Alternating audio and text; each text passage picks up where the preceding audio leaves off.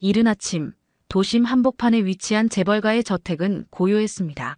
한도윤은 오늘도 어김없이 새벽 6시에 출근했습니다. 30대 초반의 그는 언제나 깔끔하게 정돈된 회색 정장을 입고 있었어요. 그의 표정은 냉철했지만 자세히 들여다보면 눈가에 깃든 피로가 숨길 수 없이 드러나곤 했습니다. 비서실로 향하는 복도를 지나며 도윤은 습관처럼 거실 쪽을 힐끗 바라봤어요. 저 멀리 보이는 그랜드 피아노. 검은 광택이 나는 그 악기는 마치 시간이 멈춘 듯 그 자리를 지키고 있었습니다. 도윤은 매일 아침 그 피아노를 보면서도 단 한 번도 가까이 다가간 적이 없었죠. 회장 강영호는 60대 중반의 완벽주의자였습니다. 그는 늘 말했어요. 비서는 감정이 없어야 해. 감정은 판단을 흐리게 만들지. 그 말을 들을 때마다 도윤은 고개를 끄덕이며 대답했습니다. 명심하겠습니다. 하지만 그의 가슴 한편에는 늘 무언가가 눌려있는 듯한 무게감이 있었어요. 도윤은 회장의 일정표를 확인하며 오늘 해야 할 일들을 정리했습니다. 오전 9시 임원회의, 11시 해외 투자자와의 화상 미팅, 오후 2시 자선재단 이사회. 빈틈없는 스케줄이었죠. 그는 서류를 들고 회장실로 향했어요. 회장님, 오늘 일정 보고 드리겠습니다. 도윤의 목소리는 차분했습니다. 강영호는 고개도 들지 않은 채 서류에 서명을 하며 말했어요. 화상 미팅 자료는 준비됐나? 예, 이미 메일로 전송했습니다. 좋아. 실수는 용납 안 해. 알고 있습니다. 짧은 대화가 끝나고 도윤은 비서실로 돌아왔습니다. 그는 창밖을 바라보며 깊은 한숨을 내쉬었어요. 이 일을 시작한 지 벌써 5년째였습니다. 매일 같은 루틴, 매일 같은 긴장감. 하지만 그는 이 자리를 떠날 생각이 없었죠. 아니, 떠날 수 없었습니다. 이유는 그 자신도 정확히 알지 못했어요. 다만 이 집 어딘가에 자신을 묶어두는 무언가가 있다는 걸 느낄 뿐이었습니다. 점심시간이 되자 도윤은 간단히 샌드위치로 끼니를 때웠어요.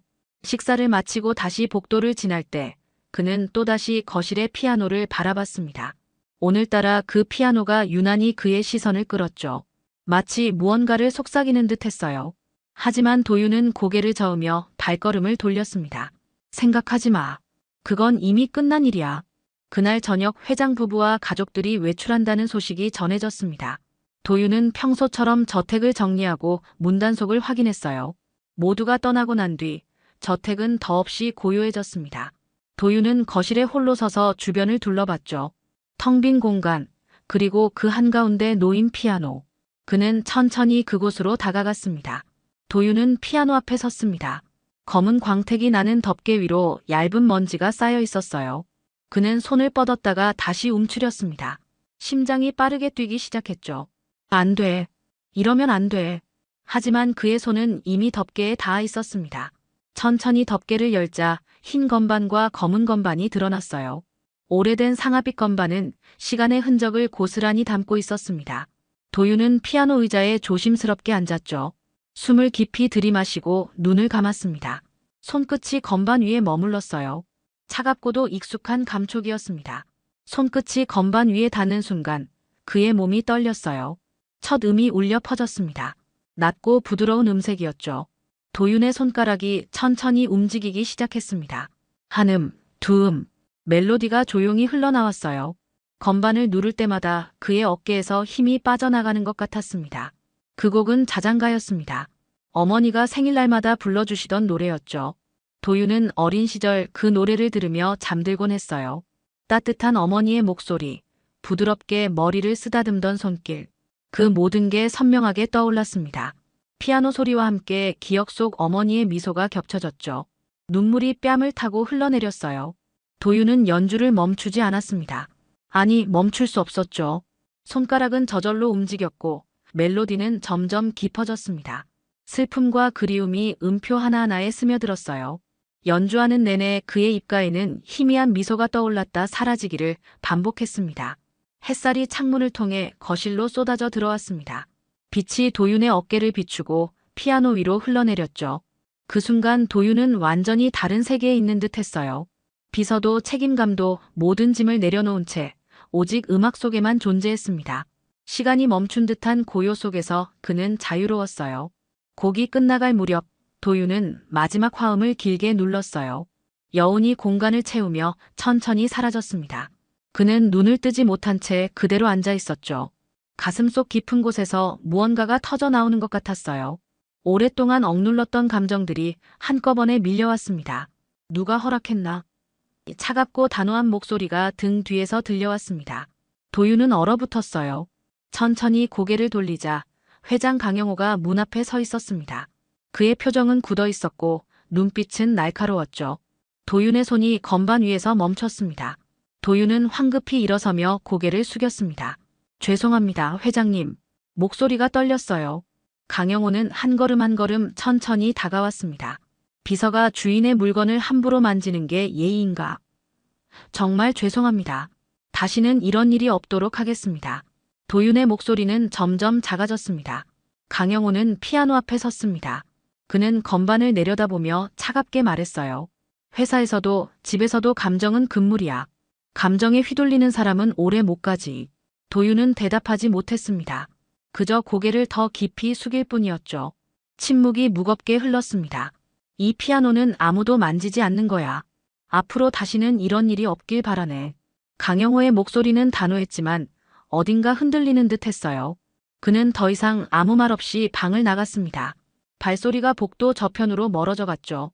홀로 남겨진 도윤은 그 자리에 서서 피아노를 바라봤어요. 그의 손은 여전히 떨리고 있었습니다. 가슴속에서는 죄책감과 그리움이 뒤섞여 소용돌이쳤죠. 나는 왜 이런 짓을 한 걸까? 하지만 동시에 알고 있었습니다. 그 순간만큼은 진짜 자신으로 돌아간 것 같았다고. 다음 날 아침, 도윤은 평소보다 일찍 출근했습니다. 어젯밤 한숨도 자지 못했어요. 피아노를 만진 것에 대한 죄책감과 회장의 차가운 시선이 계속 머릿속을 맴돌았죠. 그는 비서실에 앉아 서류를 정리하면서도 마음을 가다듬을 수 없었습니다. 오전 10시쯤 회장 부인이 조용히 비서실 문을 열고 들어왔어요. 그녀는 60대 초반의 우아한 여성이었습니다. 언제나 차분하고 온화한 미소를 지었지만 오늘은 표정이 조금 달랐죠. 도윤은 황급히 일어나 인사했습니다. 부인, 안녕하십니까? 도윤 씨, 잠깐 시간 있나요? 부인의 목소리는 평소와 다름없이 부드러웠습니다. 하지만 도윤은 긴장할 수밖에 없었어요. 어제 일 때문에 불려가는 거라고 생각했죠. 네, 물론입니다. 그는 부인을 따라 작은 응접실로 향했습니다. 부인은 소파에 앉으며 천천히 입을 열었어요. 어제 피아노를 쳤다고 들었어요. 도윤은 고개를 숙였습니다. 죄송합니다. 정말 실례를 범했습니다. 아니에요. 그게 아니라 부인은 잠시 망설이다가 물었습니다. 그 곡 어디서 배운 건가요? 도윤은 멈칫했어요. 예상치 못한 질문이었습니다. 그게 제 어머니께서 자주 불러주시던 곡입니다. 어머니가요? 부인의 눈빛이 흔들렸습니다. 도윤은 고개를 끄덕였죠. 네. 어머니가 돌아가시기 전까지 생일 때마다 불러주시던 자장가였습니다. 부인의 얼굴이 창백해졌어요. 그녀는 손으로 입을 가리며 숨을 고르려 애썼습니다. 그 노래는 우리 딸이 생전에 만든 곡이에요. 도윤은 믿을 수 없다는 표정으로 부인을 바라봤습니다. 네. 그게 무슨 우리 딸이 직접 작곡한 거예요. 16살 때 만든 곡이었죠. 순간 도윤의 머릿속이 하얘졌습니다. 심장이 터질 듯 뛰기 시작했어요. 부인은 떨리는 손으로 핸드백에서 낡은 사진 한 장을 꺼냈습니다. 혹시 이 아이를 기억하나요? 사진 속에는 피아노 앞에 앉아 환하게 웃고 있는 소녀가 있었어요. 그리고 그 옆에는 10살쯤 되어 보이는 소년이 서 있었습니다. 도윤은 사진을 들여다보다가 온몸이 굳어버렸어요. 사진 속 소녀는 바로 자신이었습니다. 어린 시절의 자신이 분명했죠. 이건 제가 목소리가 나오지 않았습니다. 부인은 눈물을 글썽이며 물었어요. 기억나나요? 우리 딸 강서연이요. 강서연. 그 이름을 듣는 순간 도윤의 기억 속에서 무언가가 터져나왔습니다. 피아노를 가르쳐주던 소녀의 미소, 함께 웃으며 연주하던 날들, 따뜻했던 그 시간들. 모든 게 파편처럼 흩어져 있던 기억이 하나로 맞춰지기 시작했어요. 서연이 누나. 도윤의 입에서 간신히 이름이 흘러나왔습니다. 부인은 고개를 끄덕이며 눈물을 흘렸어요. 그래요. 우리 딸이 매일 피아노를 가르쳐주던 그 아이가 바로 당신이었군요. 도윤은 사진을 든 손이 떨렸습니다. 기억이 선명해질수록 가슴이 조여왔죠. 제 어머니는 서연이 누나의 개인 레슨 선생님이셨습니다. 도윤의 목소리는 떨렸어요. 저는 늘 어머니를 따라갔고 서연이 누나는 레슨이 끝나면 저에게 피아노를 가르쳐 주셨죠. 누나는 제 유일한 친구였습니다. 부인은 손수건으로 눈물을 닦으며 물었어요. 그럼 그날 그 교통사고 날도 같이 있었나요? 도윤의 얼굴이 굳어졌습니다. 그날, 모든 것이 무너져 내린 그날, 기억하고 싶지 않았던 그 순간이 뇌리를 스쳤어요. 네, 저도 차에 타고 있었습니다. 도윤의 목소리는 거의 속삭임에 가까웠습니다. 서연이 누나와 함께요. 부인은 그 말을 듣고 눈을 감았어요. 긴 침묵이 흘렀습니다. 두 사람 모두 그 순간을 떠올리며 말을 잇지 못했죠. 과거가 현재로 밀려 들어왔습니다. 그날 밤 회장 부인은 서재에 홀로 앉아 있었습니다. 책장 한쪽에서 오래된 앨범 한 권을 꺼냈어요. 먼지가 수북이 쌓인 표지를 닦아내며 그녀는 깊은 한숨을 내쉬었습니다. 앨범을 펼치자 딸의 사진들이 시간 순서대로 정리되어 있었죠. 첫 페이지는 갓 태어난 아기의 모습이었어요. 그 다음은 돌잔치, 유치원 입학식, 피아노 학원 발표회. 한 장 한 장 넘길 때마다 부인의 손끝이 떨렸습니다. 딸이 자라나는 모습이 너무나 생생했죠. 웃고 있는 딸의 얼굴을 보며 부인은 눈물을 참았습니다. 중간쯤 넘기다가 부인의 손이 멈췄어요. 피아노 앞에 앉은 서연의 사진이었습니다. 16살쯤 되었을 때였죠. 서연은 환하게 웃으며 건반 위에 손을 올리고 있었어요. 그리고 그 옆에는 어린 소년이 서 있었습니다. 바로 도윤이었죠. 부인은 사진을 자세히 들여다봤어요. 소년의 눈빛에는 서연을 바라보는 순수한 동경이 담겨 있었습니다. 서연 역시 소년을 향해 다정한 미소를 짓고 있었죠. 두 아이는 마치 남매처럼 자연스러워 보였습니다. 부인은 그제야 깨달았어요. 딸이 그토록 피아노 레슨 시간을 기다렸던 이유를요. 엄마, 오늘도 도윤이가 왔어요. 서연이 신나서 말하던 목소리가 들리는 듯 했습니다. 그 아이 정말 재능이 있어요. 한 번만 들려줘도 금방 따라치더라고요. 부인은 그때의 딸이 얼마나 행복해했는지 기억했어요. 피아노를 가르치는 게 아니라 친구를 사귄 것처럼 즐거워했죠. 부인은 앨범을 안고 거실로 향했습니다. 피아노가 놓인 그곳으로요. 달빛이 창문을 통해 들어와 피아노를 비추고 있었어요. 부인은 천천히 피아노 앞에 앉았습니다. 손가락으로 건반을 쓸어내리며 딸을 떠올렸죠. 서연아, 내가 그 아이를 얼마나 아꼈는지 이제야 알겠구나. 부인은 혼잣말처럼 중얼거렸습니다. 그녀는 피아노 뚜껑을 열고 악보 꽂이를 살펴봤어요. 거기에는 낡은 악보 한 장이 꽂혀 있었습니다. 오랜 시간 그 자리를 지켜온 악보였죠. 악보를 꺼내들자 서연의 손글씨가 눈에 들어왔어요. 도윤이에게 언젠가 이 곡을 완성해줘. 날짜는 사고가 나기 일주일 전이었습니다. 부인은 악보를 가슴에 꼭 안았어요. 딸이 마지막까지 도윤을 생각했다는 걸 알게 된 순간이었죠. 다음 날 아침, 부인은 회장을 불러 모든 것을 이야기했습니다. 도윤이 누구인지, 딸과 어떤 관계였는지, 그날 사고 현장에 함께 있었다는 사실까지요. 회장 강영호는 말없이 듣고 있었어요. 그의 얼굴은 점점 굳어져 갔습니다. 그럼 도윤이가 그날 마지막으로 우리 딸을 본 사람이었단 말이오? 회장의 목소리는 떨렸습니다. 부인은 고개를 끄덕였어요. 그래요. 그 아이도 그 차에 타고 있었어요. 회장은 창밖을 바라보며 주먹을 쥐었습니다.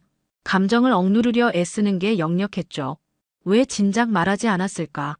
회장이 나지막이 물었어요. 기억하지 못했을 거예요. 트라우마 때문에 기억을 봉인했던 것 같아요.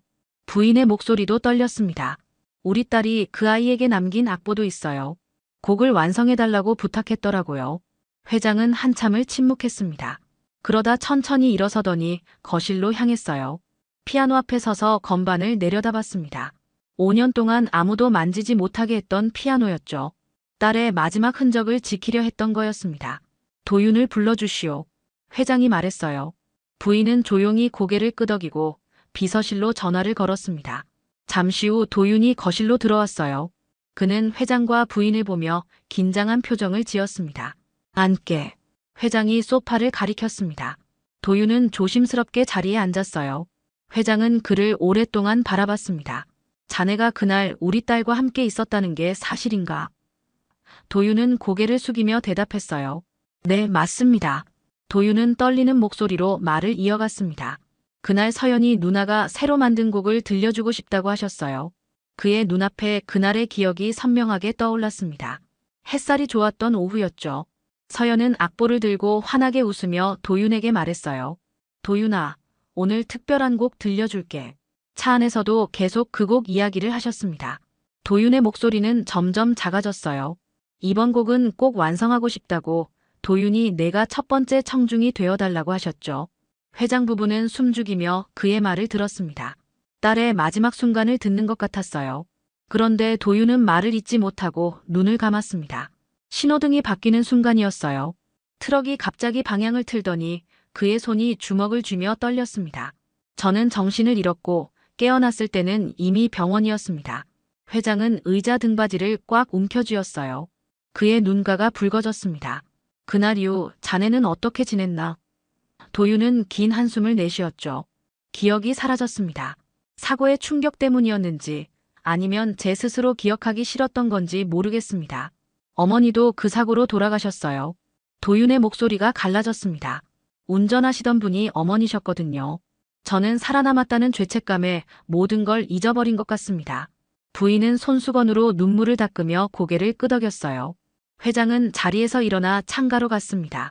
한참을 밖을 바라보다가 입을 열었어요. 그럼 자네가 우리 집에 비서로 지원한 건 저도 모르게 이끌린 것 같습니다. 도윤이 대답했습니다. 처음 이 집에 왔을 때 묘한 기분이 들었어요. 낯설지 않았죠. 피아노를 볼 때마다 가슴이 아팠지만 이유를 몰랐습니다. 도윤은 천천히 말했어요. 그런데 그날 피아노를 치는 순간 모든 기억이 돌아왔습니다. 서연이 누나의 미소 함께했던 시간들, 그리고 그는 말을 멈추고 눈물을 삼켰습니다. 부인이 도윤에게 다가와 악보를 건넸어요. 이걸 봐요. 우리 딸이 당신에게 남긴 거예요. 도윤은 떨리는 손으로 악보를 받아들었습니다. 서연의 손글씨가 눈에 들어왔죠. 도윤이에게 언젠가 이 곡을 완성해줘. 눈물이 악보 위로 떨어졌습니다. 누나는 마지막까지 저를 생각해 주셨군요. 도윤의 목소리는 떨렸어요. 회장은 천천히 돌아서서 도윤을 바라봤습니다. 우리 딸이 자네를 얼마나 소중히 여겼는지 이제 알겠네. 그의 목소리에는 복잡한 감정이 섞여 있었습니다. 사고 이후 이 피아노는 아무도 만지지 못하게 했지. 회장이 피아노를 바라보며 말했어요. 딸의 마지막 흔적을 지키고 싶었네. 하지만 지금 생각해보니 그는 잠시 말을 멈췄습니다. 딸은 이 피아노가 다시 연주되길 바랐을 거야. 도윤은 악보를 가슴에 안았어요. 죄송합니다. 제가 살아남아서 정말 죄송합니다. 회장은 고개를 저었습니다. 자네 잘못이 아니네. 누구의 잘못도 아니지. 하지만 그의 목소리는 여전히 떨리고 있었어요. 부인이 두 사람 사이에 서서 말했습니다. 이제 우리 모두 놓아줘야 할 때인 것 같아요. 서연이도 그날의 아픔도요. 회장은 긴 침묵 끝에 고개를 끄덕였어요. 그래, 이제는 보내줘야겠지. 내일 저녁 가족들을 모두 불러 모으겠네. 회장이 결심한 듯 말했습니다. 그날 자네가 우리 딸의 곡을 완성해 주게나. 도윤은 놀란 표정으로 회장을 바라봤어요. 제가 정말 그래도 될까요? 회장은 처음으로 부드러운 눈빛으로 도윤을 보았습니다. 딸이 원했던 일이네. 다음 날 저녁 거실에는 회장 가족이 모두 모여 있었습니다. 회장의 아들과 며느리, 그리고 손주들까지 함께였어요. 모두들 갑작스러운 소집에 의아해하며 자리에 앉았습니다. 거실 한가운데 놓인 피아노가 5년 만에 덮개를 연 채로 서 있었죠. 오늘 여러분을 부른 이유가 있습니다. 회장 강영호가 입을 열었어요. 평소와 달리 그의 목소리는 부드러웠습니다. 5년 동안 우리는 서연이를 잃은 슬픔에 갇혀 지냈습니다. 하지만 오늘 그 아이를 제대로 보내드리려 합니다. 가족들은 서로를 바라보며 고개를 끄덕였어요. 회장 부인은 손수건을 꺼내 들고 있었고 아들은 아버지의 결심이 느껴지는 표정을 지었습니다. 회장은 도윤을 향해 고개를 돌렸죠. 도윤 씨, 앞으로 나와주시겠습니까? 도윤은 떨리는 발걸음으로 피아노 앞으로 걸어갔습니다. 손에는 서연이 남긴 악보가 들려 있었어요. 피아노 의자에 앉으며 그는 깊게 숨을 들이마셨습니다. 건반을 바라보니 서연의 미소가 떠올랐죠. 도윤아, 넌 할 수 있어. 내가 믿어. 이 곡은 회장이 가족들에게 설명했습니다. 서연이가 생전에 만든 마지막 곡입니다. 그리고 도윤 씨는 서연이가 유일하게 피아노를 가르쳤던 친구였습니다. 가족들은 놀라움과 슬픔이 섞인 표정으로 도윤을 바라봤어요. 도윤은 악보를 펼쳐보면서 서연의 손글씨를 천천히 읽었습니다. 곳곳에 메모가 적혀 있었죠. 여기는 조금 더 부드럽게, 이 부분은 따뜻한 마음으로, 마지막은 희망을 담아서. 서연의 목소리가 들리는 것 같았어요. 손끝이 건반에 닿았습니다. 첫 음이 울려 퍼지는 순간 거실은 고요해졌어요. 도윤의 손가락이 천천히 움직이기 시작했습니다. 멜로디는 처음에는 조용하고 슬펐지만 점점 따뜻해져 갔죠. 서연이 의도했던 감정이 음악을 통해 전해졌습니다. 회장 부인은 눈물을 흘리며 고개를 숙였어요. 아들은 아내의 손을 꽉 잡았고 손주들은 숨죽이며 연주를 들었습니다. 회장은 창가에 서서 눈을 감았죠. 딸의 숨결이 음악 속에 살아있는 것 같았습니다. 중간 부분으로 갈수록 곡은 더 깊어졌어요. 도윤은 눈을 감고 연주했습니다.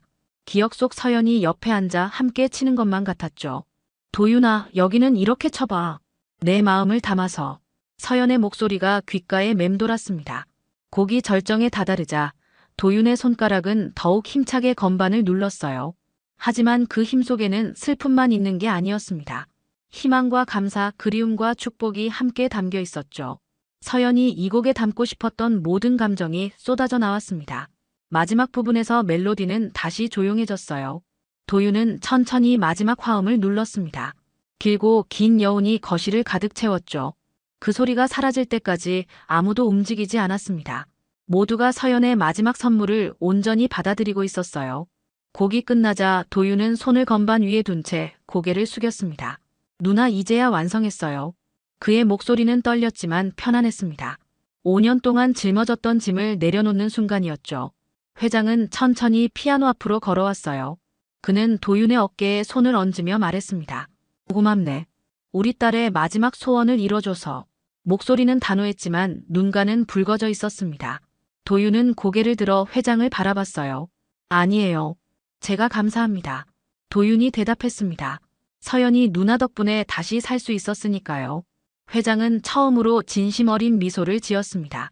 그 아이가 내게 남긴 게 음악뿐인 줄 알았는데 살도 남겨줬구나. 연주가 끝난 후에도 거실의 고요는 계속되었습니다. 회장 부인은 천천히 피아노 앞으로 걸어와 악보를 들여다봤어요. 서연의 손글씨가 적힌 메모들을 하나하나 읽으며 눈물을 흘렸습니다. 우리 딸이 정말 행복했었구나. 이렇게 아름다운 곡을 만들 수 있을 만큼. 도윤은 자리에서 일어나려다가 회장의 손짓에 다시 앉았어요. 회장은 옆에 있던 의자를 끌어와 피아노 옆에 앉았습니다. 도윤 씨, 그날 사고 직전에 우리 딸이 무슨 말을 했는지 기억하나? 도윤은 눈을 감고 기억을 더듬었죠. 차 안에서 누나가 말씀하셨어요. 도윤의 목소리는 조용했습니다. 도윤아, 이 곡은 내가 가장 소중한 사람에게 주는 선물이야. 너는 나한테 정말 특별한 동생이거든. 회장 부인이 손으로 입을 막았어요. 딸의 마지막 말을 듣는 것 같았습니다. 그리고 또 말씀하셨죠. 도윤은 계속 이어갔습니다. 언젠가 내가 이 곡을 완성해서 사람들 앞에서 쳐줬으면 좋겠다고요. 그럼 나도 하늘에서 박수 쳐줄 거라고. 말을 마치자 도윤의 뺨으로 눈물이 흘러내렸어요. 그런데 저는 그 약속을 지키지 못한 채 5년이나 살아왔습니다. 회장은 한참을 침묵했습니다. 그러다 천천히 입을 열었어요. 자네를 처음 봤을 때부터 낯이 익었네. 하지만 어디서 봤는지 기억나지 않았지. 그는 도윤을 바라보며 말했습니다. 이제 보니 딸의 장례식장에서 봤던 그 소년이었구나. 휠체어에 앉아 멍하니 있던. 도윤은 고개를 끄덕였어요. 네, 맞습니다. 그때 저는 다리를 다쳐서 휠체어를 타고 있었습니다. 그는 다리를 가리키며 말했죠. 지금도 비 오는 날이면 통증이 옵니다. 그날의 흔적이에요. 회장은 복잡한 표정으로 고개를 끄덕였습니다. 그날 이후 자네 얼굴을 볼 때마다 그 아이가 떠올랐네. 회장의 목소리는 떨렸습니다. 원망도 했고 피하기도 했지. 왜 우리 딸은 죽고 자네는 살아남았나 싶어서. 도윤은 고개를 숙였어요. 예상했던 말이었지만 가슴이 찢어지는 것 같았습니다. 하지만 이제 알겠네. 회장이 계속 말했습니다. 자네가 살아있는 게 우리 딸이 남긴 마지막 바람이었다는 걸. 그는 피아노 건반을 쓰다듬었어요. 이 곡을 완성할 사람이 필요했고 딸의 기억을 이어갈 사람이 필요했던 거야. 도윤은 눈물을 닦으며 말했습니다. 저는 그날 이후 살아있다는 게 죄처럼 느껴졌어요. 어머니도 서연이 누나도 잃고 혼자만 살아남았으니까요. 그의 목소리는 떨렸습니다. 그래서 감정을 죽이고 살았습니다. 아무것도 느끼지 않으려고 했죠. 부인이 도윤의 손을 잡았어요. 이제 그만 자책하세요. 우리 딸은 당신이 행복하길 바랐을 거예요. 도윤은 부인의 손을 보며 눈물을 흘렸습니다. 그런데 이제야 깨달았습니다. 누나가 제게 준 건 음악만이 아니었다는 걸요. 살아갈 이유를 주셨어요. 도윤이 말했습니다. 이 곡을 완성하기 위해서라도 살아야 했던 거죠. 그걸 이제야 알았습니다. 회장은 고개를 끄덕이며 일어섰어요. 그는 창가로 걸어가 밤하늘을 올려다봤습니다. 서연아. 회장이 조용히 말했습니다. 아버지가 너무 오래 붙잡고 있었구나. 미안하다. 그의 목소리는 떨렸지만 평화로워 보였어요. 이제 아버지도 너를 보내줄게. 편히 쉬렴. 부인도 옆으로 다가와 회장의 손을 잡았습니다. 가족들은 모두 일어나 피아노 주위에 모였어요. 회장의 아들이 아버지의 어깨에 손을 얹었습니다. 누나가 좋아했을 것 같아요. 오늘 연주. 손주들도 할아버지 곁으로 다가왔죠. 할아버지, 고모가 만든 노래 정말 아름다워요. 도윤은 그 모습을 보며 조용히 미소 지었습니다. 서연이 바라던 장면이 바로 이거였을 거예요. 가족들이 슬픔을 넘어 다시 함께 웃을 수 있는 순간. 음악이 그들을 이어주는 순간이었습니다. 며칠 후 이른 아침이었습니다. 저택의 거실에는 부드러운 햇살이 천천히 들어와 피아노 위를 비추고 있었어요. 방 안은 고요했고 공기는 평온했습니다. 회장 강영호가 창가에 서 있었고 비서 한도윤은 조금 떨어진 곳에 서 있었죠. 두 사람 사이에 말없는 시간이 흘렀습니다. 창밖으로는 새들이 지저귀는 소리가 들려왔어요. 회장이 먼저 침묵을 깼습니다. 그날 이후 내 얼굴을 볼 때마다 그 아이가 떠올랐다네. 목소리는 단호했지만 손끝이 미세하게 떨렸습니다. 도윤은 말없이 그의 뒷모습을 바라봤어요. 회장은 계속해서 말했습니다. 원망도 했고 피하기도 했지. 왜 자네만 살아남았나 싶어서. 그는 주먹을 쥐었다가 다시 펼쳤습니다. 하지만 그건 내가 딸을 보내지 못해서였던 거야. 도윤은 고개를 숙이며 조용히 대답했어요. 저도 매일 그날을 떠올렸습니다. 불길 속에서 그 아이가 제 손을 잡고 괜찮다고 말했어요. 그의 목소리가 떨렸습니다. 그런데 전 그 말을 믿지 못했습니다. 제가 살아남은 게 잘못이라고만 생각했죠. 회장은 천천히 걸음을 옮겨 도윤 앞에 섰습니다. 두 사람의 눈이 마주쳤어요. 그 아이가 내 손을 잡았다고 했지. 회장의 목소리는 낮았습니다. 그게 마지막이었다면 그 손에 남은 건 죄가 아니라 안심이었을 거네. 도윤의 눈가가 흔들렸습니다. 그날 이후 전 살아있다는 게 죄였습니다. 그는 떨리는 목소리로 말했어요. 아무리 피아노를 쳐도 아무리 바빠도 그 아이 이름을 들을 때마다 숨이 막혔습니다. 제가 누릴 자격이 없다고 생각했어요. 회장은 한참을 그를 바라보다 조용히 말했습니다. 나는 그 아이를 보내지 못했어. 그래서 너를 탓했겠지. 그의 눈시울이 붉어졌어요. 하지만 이제야 알겠네. 내가 살아있는 게 그 아이가 남긴 마지막 바람이었다는 걸 말이야. 도윤은 눈을 감고 잠시 숨을 고르며 말했습니다. 회장님, 그 아이는 늘 아버지를 걱정했습니다. 그는 기억 속 서연의 말을 떠올렸어요. 아버지는 겉으론 강해도 마음은 가장 약한 분이라고 그렇게 말씀하셨습니다. 회장은 눈시울이 더욱 붉어졌습니다. 그 애가 그런 말을 했단 말이지. 그의 목소리는 떨렸고 오랜 시간 억눌렀던 감정이 터져 나오려는 듯 했어요. 회장은 잠시 눈을 감고 깊은 숨을 들이마셨습니다. 짧은 침묵이 흘렀어요. 바람이 커튼을 스치며 피아노 위에 놓인 악보 한 장을 살짝 흔들었습니다. 회장은 조용히 피아노로 다가가 그 악보를 집어들었어요. 서연의 손글씨가 적힌 마지막 악보였죠. 그는 악보를 접어 손에 꼭 쥐었습니다. 이제 보내야겠구나. 회장이 나직이 말했습니다. 너무 오래 잡고 있었지. 그의 목소리는 떨렸지만 표정에는 평화가 깃들어 있었어요. 무거운 짐을 내려놓는 사람의 얼굴이었습니다. 도윤은 그 모습을 보며 조용히 고개를 숙였어요. 저도 이제 놓아드리겠습니다. 도윤이 말했습니다. 죄책감 말고 그 아이가 남긴 따뜻한 기억만 간직하겠습니다. 그의 목소리는 이제 떨리지 않았어요. 5년 만에 처음으로 편안한 마음이 들었습니다. 회장은 잠시 그를 바라보다가 처음으로 진심 어린 미소를 지었습니다. 고맙네, 도윤아. 그가 도윤의 이름을 부른 건 처음이었어요. 이제 우리 둘 다 자유로워지자. 그 아이도 그걸 바랄 거야. 두 사람은 아무 말 없이 나란히 창가로 걸어갔습니다. 아침 햇살이 천천히 두 사람의 어깨를 비추며 따뜻하게 감싸주었어요. 회장은 하늘을 올려다보며 나직이 중얼거렸습니다. 잘 가거라, 내 딸아. 이제 편히 쉬렴. 도윤도 하늘을 바라봤어요. 누나 고마웠어요. 제게 다시 살 이유를 주셔서. 그의 목소리는 평온했습니다. 두 사람의 그림자가 햇살 속에서 나란히 겹쳐졌죠. 과거의 아픔을 딛고 선 두 사람은 이제 앞을 향해 걸어갈 수 있었습니다. 거실 한가운데 놓인 피아노는 더 이상 슬픔의 상징이 아니었어요. 그것은 이제 희망과 치유의 상징이 되었습니다. 서연이 남긴 마지막 선물은 완성되었고 그녀가 바라던 대로 사랑하는 사람들은 다시 미소 지을 수 있게 되었죠. 누군가를 진심으로 보낸다는 건 있는 게 아닙니다. 용서하고 받아들이고 그 사람이 남긴 사랑을 안고 살아가는 거예요. 회장과 도윤은 그 진실을 깨달았고 비로소 자유로워질 수 있었습니다.